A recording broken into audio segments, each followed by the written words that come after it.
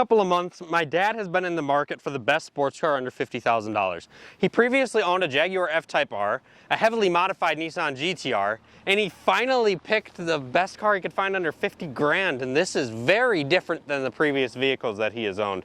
He somehow claims that this thing's like the Swiss Army knife of cars. He says it can do everything. Because it is. What do you mean? It absolutely is. It's the Swiss Army knife of cars that is on the market right now. It literally checks all the boxes. What boxes are you trying to check? It checks the fuel economy, right? We got Why gas. is that important? Well, we got gas over $5 a gallon right now, so that's true. a little nutty. Something to be mindful of, although I'm still going to rock a car and put the throttle down and enjoy it. I can guarantee that, right?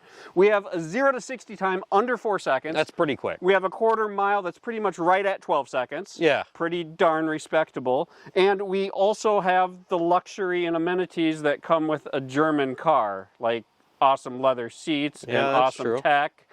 And we're pretty darn close to $50,000. The M240i is new to our channel. We're going to have all sorts of stuff coming up on it. We're going to be doing an intake. We're going to be doing an exhaust. We're probably going to lower it. Probably going to put wheels on it. It's like a monster do a truck tune. right Yeah. Either way, welcome to our channel. However, we do things a little bit differently here on Performance on Wheels. What is going to make this review different? Well, the first thing that's different about this review is this is not a purple car. No, it's not. This is a white car. This is, we aren't press. We're not big enough to get press cars. This is his car. Right, so we were able to take a different approach on this. We don't just have the car for 3 or 4 hours or a full day. Yeah, you already got like 3,000 miles or something. I'm working towards 3,000 miles, and I got to put those on in a hurry because I purchased the car in Phoenix and we live in Minneapolis. So some of the fun things I'm going to share with you guys that I got to do is I have already driven the car on some fun mountain roads. I have driven the car across the country. I have driven the car in the city. I have driven the car in torrential rain for 15 hours straight. I have also been able to, since the car is fully broken in, experience launch control, experience some of the cornering, and in this video we're going to share of the BMW M240i. You even killed a couple of birds in the process, didn't you? I did. There were some birds. They were mating. They were fighting. They were doing something. So I'm just trying to follow family tradition. And you wore a shirt to represent. Yes, this is the bird killer. We're in the bird killer shirt. So I went out and bought a shirt to represent that I killed some birds. And what represents that tradition is when I bought my last car, I dented my hood from a bird. Yeah, on your drive home, you took out a bird, you took out you took out the bird, the grill, and the hood. So you got the trifecta. I got the trifecta on mine. Let's get right into this review. Where do you want to start? Let's start with the driving impressions. Okay. So I was down in Phoenix. We're hanging out in Scottsdale. We're at the in Old Town, and I know I can't beat the car yet because I'm trying to be observant of the break-in period, which is 1,200 miles. Trying not to be over 4,500 RPMs or exceeding 100 miles per hour in that time frame. And I don't think that part makes any sense. I did my best. I really did. So I'm sitting by the pool and I'm like, I gotta go drive my car. Like it had like 150 miles on it. I'm just chilling by the pool. It's beautiful out. So I'm Googling the best driving roads in and near Phoenix. And it ends up being some salt flat, some national park. I'm blanking on the name at the moment, but it was about a 40-minute drive to the east outside of Phoenix. And it was fun. It was a lot of tight, twisty, turny roads. I wasn't getting into the throttle like I would have liked to, but also I wanted to experience the numb, no steering feel that you always hear about with the current generations. And what I can tell you is I didn't exceed this drive, the car's capabilities. I wasn't able to push the car hard enough to exceed its capabilities is the way I felt. Yeah. There's definitely some understeer when you hit a corner a little too hard. Well, I have a feeling that it has to do with the tires that come on this thing from the factory. Right, we don't have the performance ones. We don't have the performance tires. We're rocking Bridgestone all seasons. Not to mention it's only a 225 all around. For sure, yeah, and they do good for what they are, but they're not like, it's not a tire that's supposed to be pushed. No, we'll definitely be putting some better tires on it, and I think it's going to be an absolute rocketer on some corners. For sure, so obviously with the all-wheel drive, that turbo engine, the inline six that has that high torque curve as well, you can get onto the power a lot sooner out of a curve, and the fun part is like there's no reason to have the traction control on in this car that I've experienced so far because of the all-wheel drive. It's really good at regaining where you're trying to go in a hurry, right? Absolutely. If you oversteer at all, it gets you back in line in a jiffy, but you can oversteer is the fun part. Yeah. So you have the opportunity to hit a turn pretty hard, and it's not going to hang out long that I've experienced yet on dry pavement. But it's a good time. It really is. Awesome. The next thing I'll mention is we drove this car in 2 days, like 1,700 miles home. It's extremely comfortable, right? So it's a 2 Series. I went into it thinking this car is going to be tiny, but with the redesign, we picked up some front seat space. And lost some backseat space. Yeah, but I'm never going to have anyone back there unless we're going to cram you back there That's for some true. reason, right? So there's, you know, you get a little dog, you can throw it back there. If you have little kids, throw them back there. But yeah, you're not going to have any adult that's over like 5'10" back there for any period of time. Granted, this has nothing to do with the driving experience. What truly impressed me is not only the amount but the quality of the sound system in this. So this has the upgraded sound system. That's what what is I'm it? Doesn't it talking have like about. 16 or 18 speakers? You would know that more than me. It was either the Harman Kardon $875 option. It was like it's either 16 or 18 speakers. There's 2 subs in the front. Holy cow, the quality of sound this thing puts cranking out. up some jazz It's music, beautiful. man. Just loving life. This is the best sound system I've heard since the Mercedes that you had previously with the Burmeister. Yeah, and it was good. And getting back to that drive, like my wife and I, neither one of us complained about being uncomfortable at any point. It's so comfy. It's it really very is. comfortable. You have the ability, the driver's seat especially, one of the issues with the chip shortage is you lose the lumbar. I think they give you like $150 back because they don't put lumbar over on the passenger And that's side. they're not even doing a recall for it, right? No, it's just gone. Don't get it. So a lot of brands right now, if you're not familiar, on the actual window sticker, it'll say like minus $50 heated seats. Then you're gonna get something in the mail, such as your vehicle just got a recall, basically just saying that your dealer now has parts to fix your vehicle's heated seats. You bring it to the dealer, they put the chip in for the heated seats. That's how it works. But you don't get that in this car. They're not even doing it. For sure. The next part of the driving experience I'll share with you, and this is something I've really grown to enjoy about cars, is the nighttime experience, right? Yeah. So you're in a car, how do the headlights work? How much confidence does the car give you driving down the road? This car has the upgraded adaptive headlights. It does, yeah. So and that package is not cheap, the driver assistance package or whatever it is. I think it was like $4,000, but that includes the heads-up display and includes the $900 upgraded where the entire dash is, what's the word I'm looking for? Hit me with it. Are you talking about the digital dash? Digital dash, Yep. There we go. We're looking for digital. Yep. No needles, No right? needles. So the whole Needleless. thing's digital. And that's not even a thing anymore, because they already changed the interior of this Right, thing. so this is kind of a unicorn, right? It is a unicorn. They started putting these out. I think the first ones were physically hitting the streets in approximately October to November of 2021. Here. Here's something I want to see in the comments below. Prove me wrong. This is probably the lowest production 2 Series of all time through this body style. What's up? Because that interior is already done. So that means this is probably the lowest production 2 Series of all time. So the run on this interior for future videos, if you're watching this years down the road, is October 2021 is kind of when these started hitting the streets in the US. Yep. After July of 2022 is when they're going to the I-8. Is that the right way to say that? Or yeah, I do believe iDrive I-8. Yep, I do believe so. So you no longer have the individualized infotainment as well as speedometer cluster. That's just one piece now, and you lose the little shifter as well. And then you know how you brought up that purple car thing that every reviewer has it? Right. That's because it's the same car going to every single person. You know what I because read? nobody can get cars.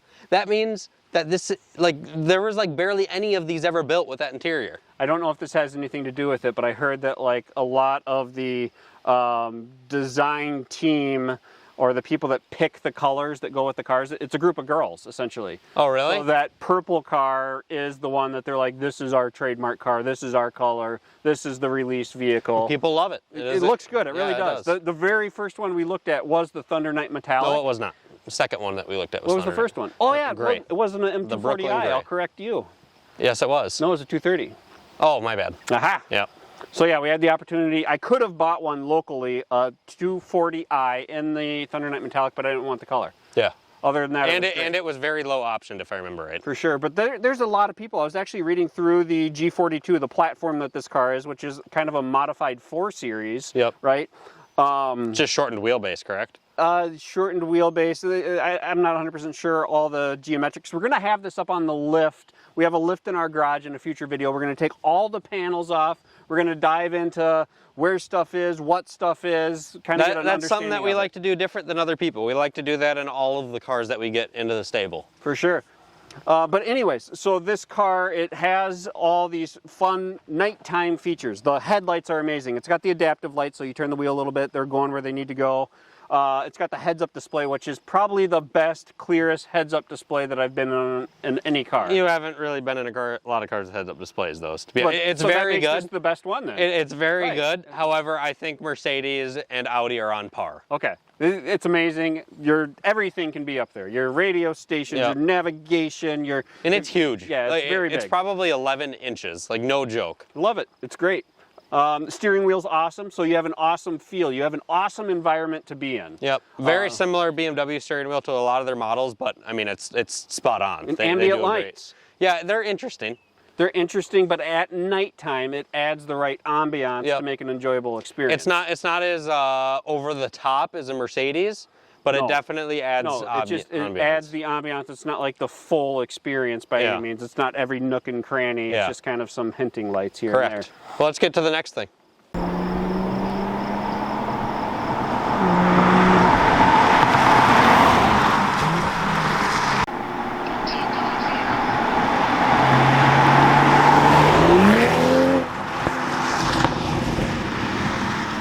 At the end of this video, I'm going to summarize why I really think this is the ultimate Swiss Army knife, and my summary on that, the take on that. So stay tuned for that, because I think it really will be an accurate description if you're waiting for yours to show up, or I'm just curious to see if you agree with me as well.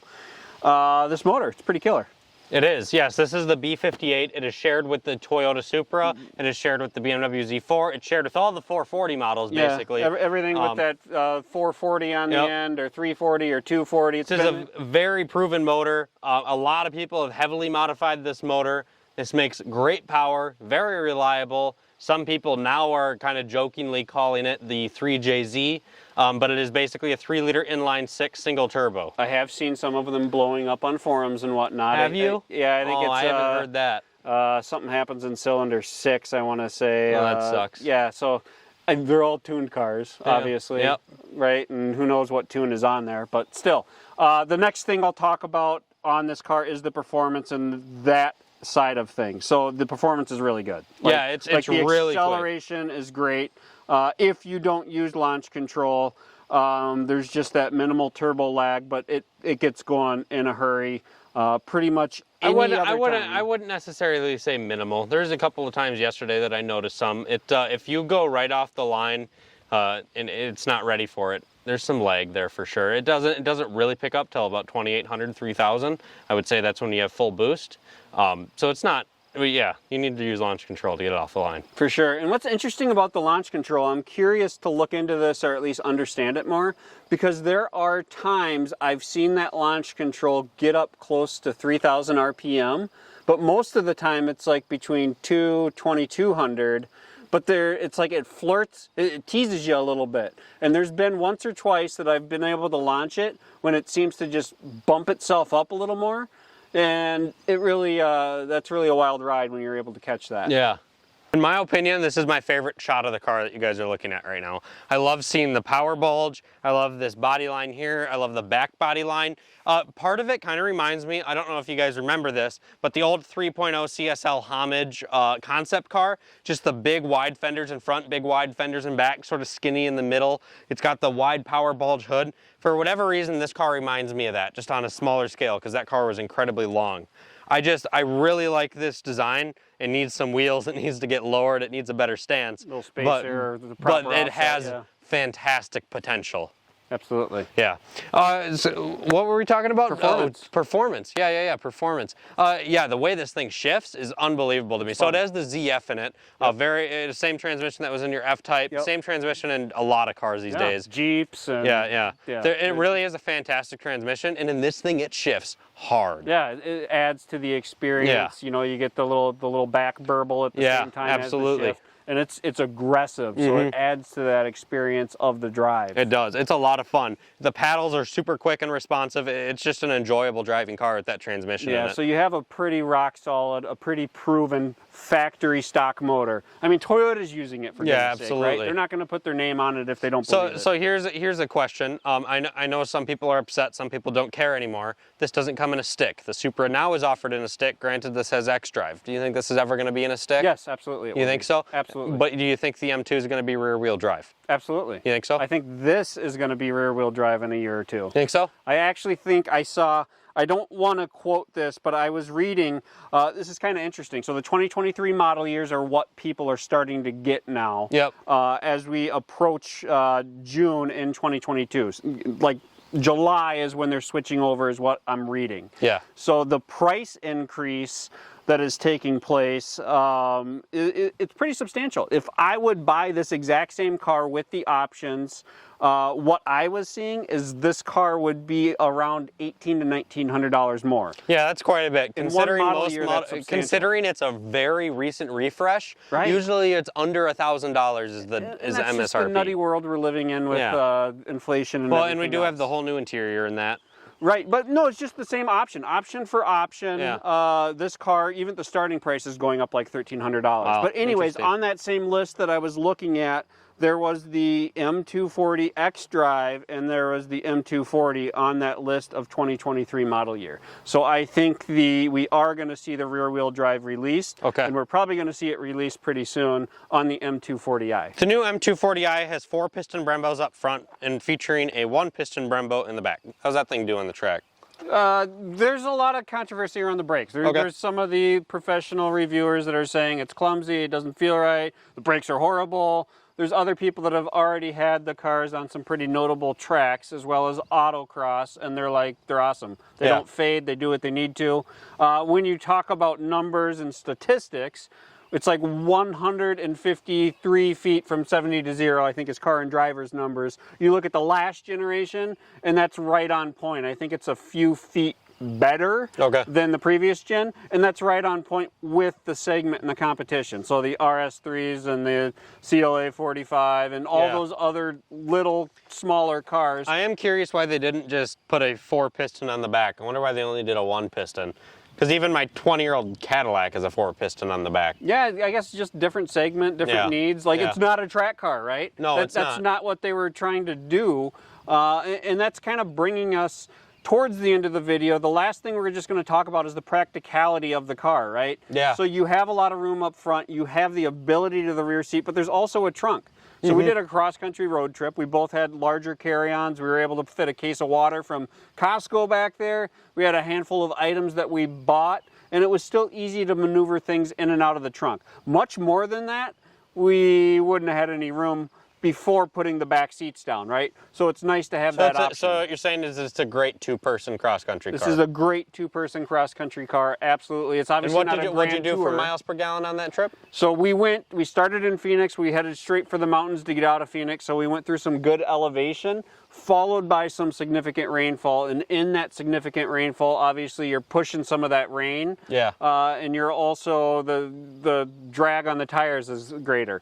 We averaged 31 miles per gallon on that entire trip. That's pretty solid, I would say. The one thing we should point out that no one has pointed out is the up front grille, right? Yeah. So it's not just the top grille that opens. The top grille opens this way, but check out how this bottom grille opens. Both of them open. That's kind of cool, right? So here's a couple of clips of the grilles opening and closing. And that's again some of the engineering that went into keeping the efficiency of the car up. Right off the bat, now that you guys are seeing the back view, this is the most controversial part of the car. I'm just going to go ahead and put something up in the corner of the video here, and I want you guys to go check out that video. Right at the start of that video, we dig into why the design looks like this. It was actually the first video we put out because we wanted people to see that, because not a lot of people know about that. So I thought that was cool that you dug up that information. Yeah. So So go check out that video. That way you can see why these taillights look the way they do. And they quite honestly have grown on me a lot. But then I just wanted to go ahead and talk about some future videos coming up, some mod ideas. Right off the bat, we really want to get an exhaust, but no companies in America have an exhaust system for this car yet. If a company is watching this and you need a car to laser to do a custom exhaust, this car is up for grabs. Come fly to us, pay us to drive to you, and you can use this car to make an exhaust system for. I think that would be fun. Yeah.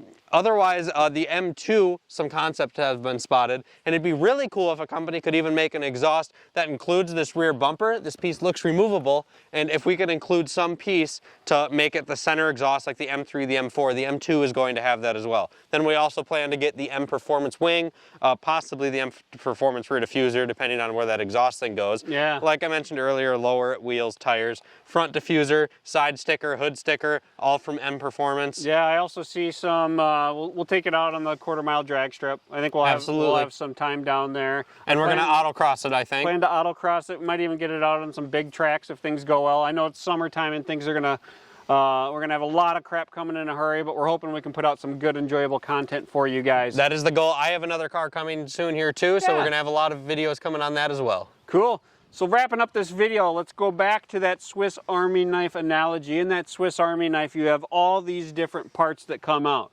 right? But none of these things, none of these tools are like the best at what they do. You have this little corny fingernail clipper that can barely clip fingernails. And you have this knife that could barely stab or do anything, but it's a knife, right? That's kind of the same analogy I'd use for the M240i. Okay. It can do all this stuff. It really can. It's a luxury car, but there's better luxury cars. There is. Right? It can perform really well, but there's other cars that can outperform it. There is. It has good gas mileage. There's other cars that have better gas mileage. There is. A Prius has it. It has good handling, but there's definitely better handling cars. Yeah. It's in the upper scale of all these different items that you look at when you're evaluating a car or wanting different things out of a car. A daily driver. It can be a really good daily driver. It can be a weekend toy. So it really checks all these boxes, and that's what intrigued me about it. After driving the car for 2,500, 2,700 miles, whatever I'm at right now, I totally believe that's true. That's what I thought going into it, and I still have that feeling.